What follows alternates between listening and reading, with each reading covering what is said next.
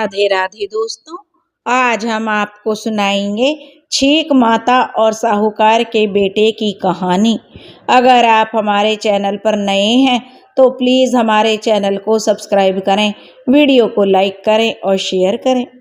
दोस्तों, आपने अपनी दादी नानियों को यह कहते हुए तो कभी ना कभी सुना होगा कि जब भी कोई शुभ काम करते हुए या कहीं बाहर जाते हुए छींक आ जाती है तो वो कुछ समय के लिए उस काम को टाल देती थी।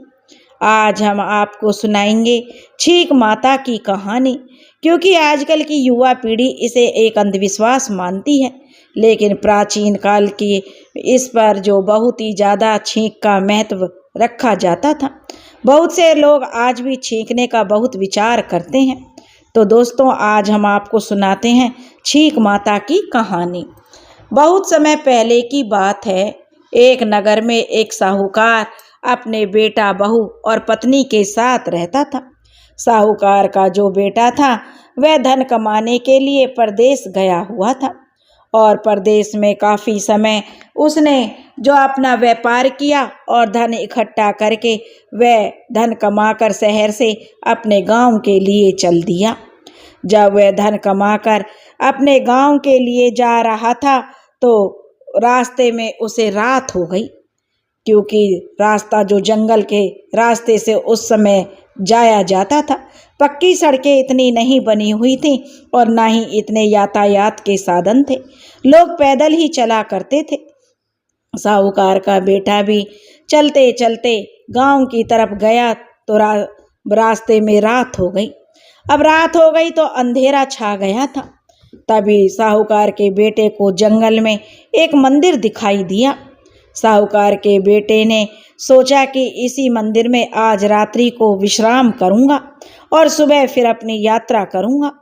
यह सोचकर साहूकार का बेटा उसी मंदिर में विश्राम करने के लिए रुक गया और उसी मंदिर में एक सांप रहता था। जब साहूकार का बेटा सोया हुआ था तो सांप उस साहूकार के बेटे को देखने लगा और सांप को उस साहूकार के बेटे पर दया आ गई।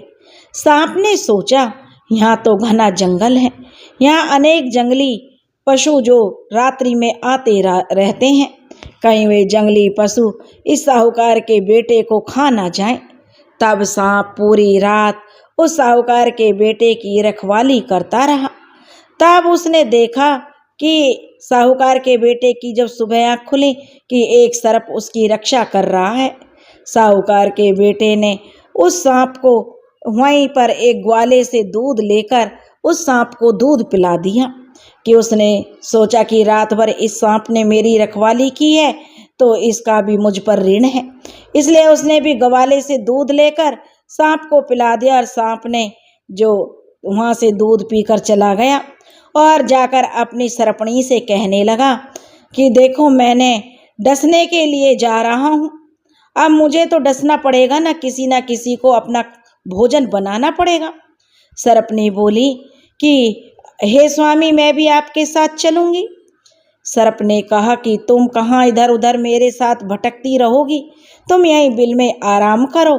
तो सरपनी कुछ नहीं बोली एक दो बार कह के कि चलो अच्छा है, अगर आप जाना चाहते हैं, मुझे नहीं ले जाना चाहते तो ठीक है, आप चले जाइए, लेकिन आप एक लक्ष्मण रेखा खींच कर जाइए ताकि कोई भी छोटे मोटे सांप, जो बिच्छू और ये छोटे मोटे कीड़े मकोड़े आकर मेरे साथ हंसी मजाक ना करें, क्योंकि मुझे ना हंसी मजाक बिल्कुल पसंद नहीं है।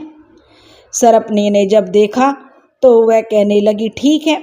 सांप ने जो एक लक्ष्मण रेखा खींच दी और कह दिया कि ठीक है, मैंने लक्ष्मण रेखा खींच दी है, तुम बिल के अंदर रहना, इसके अंदर कोई नहीं रहेगा। जब सांप डसने के लिए चला गया तो सरपनी ने देखा कि वह जो लक्ष्मण रेखा थी उसको जो वह पार करके उसके पास ही आ गई। सरपनी ने उनको देखा कि काफ़ी सारे छोटे छोटे सांप बिच्छू आकर सरपनी को देखकर जो हंसी मजाक करने लगे। सरपनी भी उनके साथ हंस हंस कर बातें कर रही थी और जो सरपनी का सर्प यानी उसका पति लक्ष्मण रेखा खींचकर गया था उसे वह पार करके खुद ही बाहर पहुंच गई। अब साहूकार का जो बेटा था वह यह सब देख रहा था, क्योंकि उसने सरप और सरपनी की बातें भी सुन ली थी। क्योंकि सरपनी ने तो लक्ष्मण रेखा खुद ही खिंचवाई थी और खुद ही उस लक्ष्मण रेखा को पार करके उनके साथ हंसी मजाक करने के लिए बाहर आ गई थी। यह बात साहूकार के बेटे को बिल्कुल भी अच्छी नहीं लगी। उसने सोचा, अभी तो यह सांप से कह रही थी कि उसे हंसी मजाक करना पसंद नहीं है, और यह सरपनी खुद ही लक्ष्मण रेखा पार करके इनके साथ हंसी मजाक कर रही है। तो साहूकार के बेटे ने जो एक छोटा सा पत्थर उठाकर उस सरपनी को दे मारा और अपने घर चला गया। थोड़ी देर बाद सांप अपने बिल में वापस आ गया और सरपनी को जब कोप भवन में बैठे देखा तो सरप ने उसका कारण पूछा। बोला, भाग्यवान, क्या बात है, आप ऐसे कैसे इतने नाराज हो? कुछ गलती हो गई है क्या, या किसी ने तुम्हें आज कुछ कहा है? मुझे बताओ। तब सरपनी कहने लगी, स्वामी, आप उस साहूकार के बेटे को डसकर आइए जिसकी कल रात आप रक्षा कर रहे थे। सरप बोला कि भाग्यवान, ऐसा क्या हुआ? तब सरपनी बोली, देखिए तो सही कि उस सरपनी ने पूछा, सांप से पूछा कि क्यों नहीं डसोगे आप उसे, आपका काम डसना है, आप डसिए। लेकिन वह कहने लगा, आखिर बात क्या हुई है वो तो मुझे पता चले। तब सरपनी बोली, कल तो आप उसकी रक्षा कर रहे थे, उसके प्राण बचा रहे थे कि कोई जंगली जीव आकर उसे ना खा जाए, लेकिन देखो उस साहूकार ने मुझे पत्थर मारकर जो घायल कर दिया है। जब तक आप उसे डसकर नहीं आएंगे तब तक मैं अन्न जल ग्रहण नहीं करूंगी। सरपनी अब जिद करके बैठ गई। अब आप जाइए और उस साहूकार के बेटे को डसकर आइए। अब सरपनी की बात सुनते ही सरप को भी गुस्सा आ गया। वो भी क्रोध की अग्नि में जलने लगा कि इंसान भी कितना जो मतलबी होता है, जिस पर एहसान करो उसी को ही जो वह मानता भी नहीं है और उन्हीं को दुख देता है। अब जो सरप क्रोध में भरकर साहूकार के बेटे को डसने के लिए अपने बिल से बाहर आ गया। उधर साहूकार का बेटा संध्या के समय खाना खाने के लिए अपने घर बैठा हुआ था।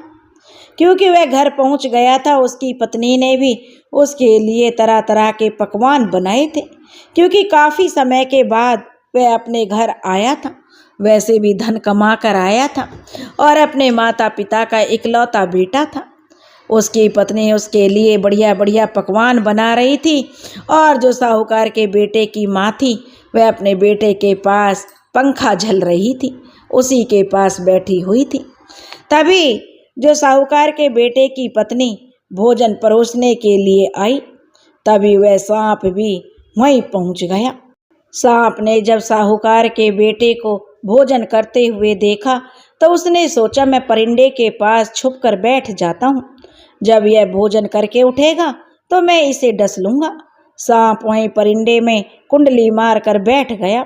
अब साहूकार के बेटे की बहू ने जैसे ही भोजन का थाल परोसा तो उसे छींक आ गई। साहूकार के बेटे की माँ ने अपनी बहू को भोजन परोसने से मना कर दिया और फिर जब दूसरी बार साहूकार के बेटे की बहू पानी का गिलास रखने के लिए आई तो उसे फिर से छींक आ गई।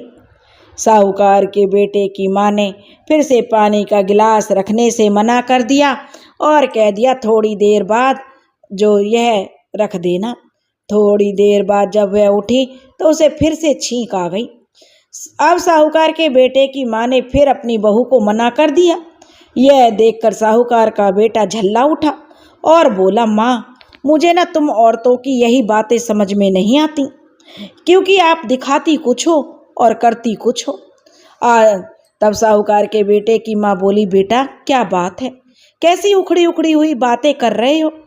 तब साहूकार का बेटा बोला, माँ, आज सुबह मैंने सरप और सरपनी की बातें सुनी, क्योंकि जब कल रात मैं शहर से वापस आ रहा था तो मुझे रात हो गई और जंगल में एक मंदिर था, तो मैंने वहाँ रात बिताने का निर्णय लिया।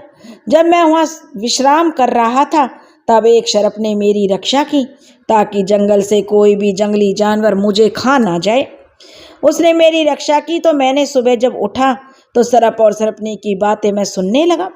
सर्पनी सर्प से कह रही थी कि देखो जी, मुझे हंसी मजाक करना बिल्कुल भी पसंद नहीं है, इसलिए आप लक्ष्मण रेखा खींच कर जाइए और जहाँ भी जाना है अपने काम पर। बेचारा सर्प तो जो लक्ष्मण रेखा खींचकर अपने काम से चला गया और सर्प के जाने के बाद खुद सर्पनी फिर उस लक्ष्मण रेखा को पार करके जो सांप लक्ष्मण रेखा खींच कर गया था वहाँ पर जो सांप बिच्छू गोरे अजगरों के साथ मजाक करने लगी, क्योंकि सांप के जाने के बाद वहाँ पर सांप बिच्छू गोरे अजगर इकट्ठा हो गए और सर्पनी से मजाक करने लगे। मुझे माँ यह बात बिल्कुल भी पसंद नहीं आई, तो मैंने 7 पत्थर उठाए और उस सर्पनी को मार दिए और फिर मैं घर चला आया और यह बात मुझे बिल्कुल पसंद नहीं आई। और फिर मैं घर पर आया हूँ तो आप ये फिर से इस तरह की छींकों वाली बातें कर रही हो। छींक आ गई तो खाना नहीं परोसना, छींक आ गई तो पानी नहीं देना। माँ, यह सब क्या है? अब साहूकार के बेटे की सारी बातें वह सर्प सुन रहा था। मुझे इसीलिए औरतों का यह व्यवहार पसंद नहीं आया। अब सांप ने जब साहूकार के बेटे की सारी बात सुनी तो सांप उनके पास आया और अपने असली रूप में आ गया और साहूकार के बेटे से कहने लगा कि मैं तुमसे प्रसन्न हूँ, मैं तुमको 3 वरदान देना चाहता हूँ, मांगो तुम 3 वरदान, जो भी चाहो मांग लो। साहूकार का बेटा, उसकी माँ और बहू ने सर्प देवता को प्रणाम किया और उन्होंने पुत्र, धन, दौलत, यश सभी सर्प देवता से मांग लिया। सर्प देवता ने उन्होंने जो सभी कुछ दिया जो उन्होंने मांगा और तथास्तु कहकर वहाँ से सर्प देवता अंतर्ध्यान हो गए। सर्प जब वापस सर्पनी के पास आया तो सर्पनी ने उससे पूछा, स्वामी, आप उस साहूकार के बेटे को अच्छे से सबक तो सिखा कर आए हो, उसको डस लिया ना, अब वो बचना नहीं चाहिए। तब सर्प ने सबसे पहले आकर अपनी सर्पनी की नाक काट ली और उससे कहा कि तूने मुझसे झूठ क्यों बोला? आज तेरी वजह से मेरा विधान नष्ट हो जाता और तूने जो इतना झूठ बोला। और सांप ने जो अपनी सर्पनी को पिशाच होने का श्राप दे दिया। उसने कहा कि मैं लक्ष्मण रेखा खींचकर गया था, तो तूने लक्ष्मण रेखा पार क्यों की? मुझसे कहकर ही तो तूने लक्ष्मण रेखा खिंचवाई थी और फिर खुद ही सांप, गोहरे और अजगरों से ठट्टा मजाक करने के लिए उनके पास पहुंच गई और इल्जाम साहूकार के बेटे पर लगा दिया। तुझसे अच्छा तो वह साहूकार का बेटा है जो मेरा एहसान मानकर मेरी बातें अपनी माँ को बता रहा था और तेरी सच्चाई भी मैंने वहीं पर सुनी।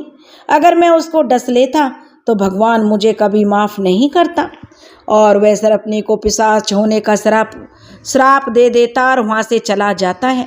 दोस्तों, इस तरह से छींक का नियम रखकर एक साहूकार के बेटे की जान बच गई। इसलिए कहते हैं, बड़े बूढ़ों के मुंह से, अपने बुजुर्ग, दादी, नानी सबके मुंह से हमने सुना था कि जब भी शुभ काम को करते समय छींक आ जाए तो उसे कुछ समय के लिए टाल देना चाहिए, छींक का नियम रखना चाहिए। दोस्तों, अगर आपको छींक माता और साहूकार के बेटे की कहानी पसंद आई हो तो प्लीज़ हमारे चैनल को सब्सक्राइब करें, वीडियो को लाइक करें और शेयर करें। राधे राधे।